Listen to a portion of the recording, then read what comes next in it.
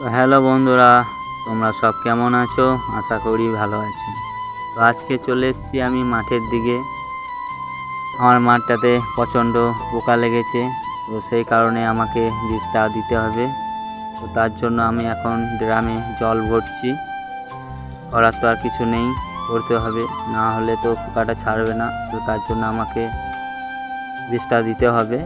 তো সেই কারণে এখন বিষ দেওয়ার জন্য আমাকে সব কিছু ঠিকঠাক করতে হচ্ছে। আর চারিদিকটা দেখো কত সবুজ। একটু আমার মাঠটা খারাপ আছে, করার তো আর কিছু নেই, কিন্তু চেষ্টা করতে হবে আমাকে ভালো করার। কি আর করার আছে, চারিদিকে কাজ করলে তো সব দিকেই ঠিকঠাক থাকে না। তো আমি সব কাজই করি, তার জন্য আমি সব দিকে টাইম পাই না। কি আর করার আছে, গরিব মানুষ, কাজ করে তো খেতে হবে। তো তোমরা সব দেখতেই পাচ্ছ, এখন আমি বীজ দিচ্ছি। আর আমার ভিডিও করার মতন এখন কেউ নেই, তার জন্যই আমি একাই ভিডিও বানাচ্ছি। দেখতেই পাচ্ছ চারিদিকটা।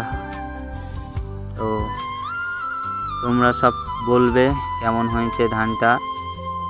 আর রোদ তো দারুণ করেছে, আর এই রোদে কাজ করতে গিয়ে জীবনটা একদম তেজপাতা হয়ে যাচ্ছে। কিছু করার নেই, রোদে পুড়ে আমাকে কষ্ট করে এই স্প্রেটা না করলে তো হবে না। তো সেই জন্য আমাকে স্প্রেটা করতে হবে। তো কাজ মানেই কষ্ট। কোনো মানুষ যদি মনে করে যে এই কাজটা সহজ, কিন্তু সব কাজেরই কষ্ট আছে। এবার মানুষ মনে করে এই কাজটা ভালো, ওই কাজটা ভালো, সেই জন্য মানুষ কাজ বেছে নেয়। তো আমাদের গরিব মানুষের জীবনে কাজ বাছাবাছির কোনো গল্প থাকে না। তো আমাদেরকে যে কোনো কাজই করতে হয়, বিশেষ করে গ্রামের মানুষদেরকে। তো অনেকটাই বেলা হয়ে গেছে তোমাদের সাথে কথা বলতে বলতে। তো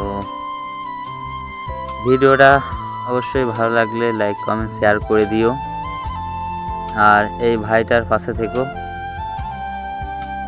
তো দেখা হচ্ছে নেক্সট ভিডিওতে ভালো কিছু দেখানোর জন্য।